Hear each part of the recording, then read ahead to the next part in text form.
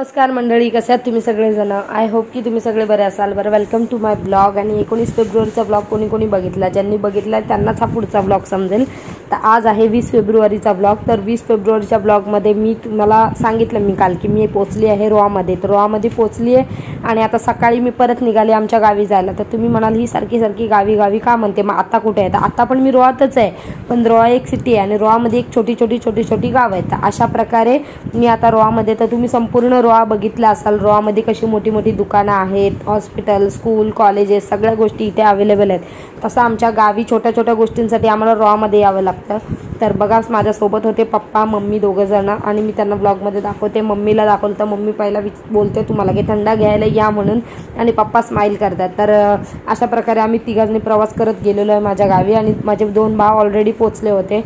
तर हे आहे माझ्या गावी जातानाचे रस्ते, बघू शकताय. नागमोडी कशी वळणं टाईप आहेत आणि असा डोंगरामध्ये माझं गाव आहे. जसं जसं आपण वरती चाललोय तसं तसं उंचावर चाललोय. आणि बघा, सिटी अशी खाली राहिली.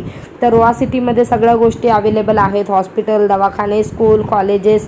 आणि आमच्या गावी कसं ह्या सगळ्या गोष्टींसाठी इकडेच यावं लागतं. तर गाव रोहापासून माझं फक्त 15 ते 20 मिनिटावरती आहे बाईकवरती. एसटीने अर्धा तास लागतो. तर अशा प्रकारे माझा छोटासा सुंदर असा गाव आहे आणि ही सिटी आहे. तर सिटीमध्ये आम्ही तुम्ही म्हणाल की सिटीमध्ये राहते आणि तू गावात का नाही राहत? तर गावात छोट्या मोठ्या गोष्टींसाठी इकडेच यावं लागतं, पण आम्ही तिकडे राहतो. आणि सणवार असलं, होळी, गणपतीला की आम्ही आमच्या गावी जातो.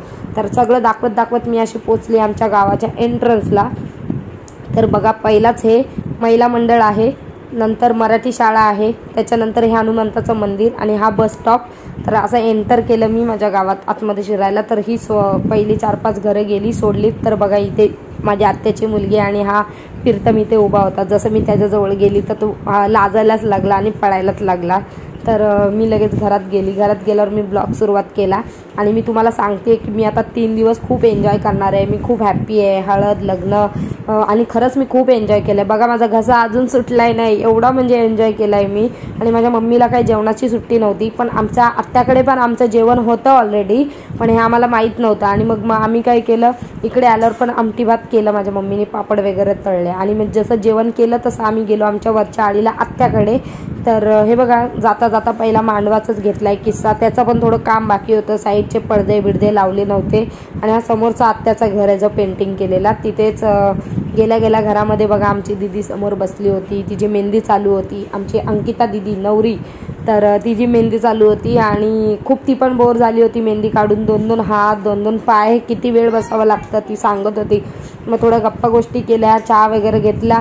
मग परत माझी आत्या वरच्या आळीला राहते एकाच गावामध्ये आणि मी खालच्या आळीला राहते. तर मग आम्ही थोडा वेळ खाली गेलो, थोड्या बॅगा वगैरे बघितल्या, थोडं सामान काढलं बाहेर, दागिने वगैरे सगळ्या गोष्टी, ज्वेलरी वगैरे बघत होतो. कारण की उद्या होता साखरपुडा आणि उठणा, तर आज तयारी करायला पाहिजे म्हणून सगळ्यांच्या गप्पा रंगल्या होत्या. मोठी आई, आत्या, अथर्व, मम्मी पप्पा आणि मी पण. बघा, सगळा बेडरूम पूर्ण बॅगांनी आणि वस्तू की आम्ही बसलो त्यांनीच भरलाय. तर हा माझ्या घराचा एंट्रन्स आहे आणि समोर जो रोड दिसतोय तो वरच्या आळीला गेलाय. आणि ही बघा, ही समोर अशी कौलारू घरं मस्त, हा कोंबड्या वगैरे आणि अंगण आहे माझ्या घराच्या समोर. आणि हा बघा, हा आमच्या साईडचा काकाचं घर आहे. तर गणपतीमध्ये जाईन तर अजून व्यवस्थित सगळ्या गोष्टी दाखवीन. आता मी तुम्हाला घाईघाईमध्ये दाखवल्या. तर अशा प्रकारे रात्र झाली, जेवलं वगैरे आणि मग मस्त छान अशी मेहंदी काढली हातावर. आणि हे बघा, तुम्हाला मी जे स्टिकर दाखवले होते ना, रिकमेंड केले होते, त्यांनीच मी देखील मेहंदी काढली. आणि माझी मेहंदी झाल्यावर मी माझ्या मम्मीच्या हातावर पण मेहंदी काढली होती. आणि अशा प्रकारे आजचा दिवस संपला. तर भेटूया उद्याच्या ब्लॉगमध्ये. चॅनलवरती नवीन असाल तर चॅनलला सबस्क्राईब करून ठेवा. And bye bye, thank you so much.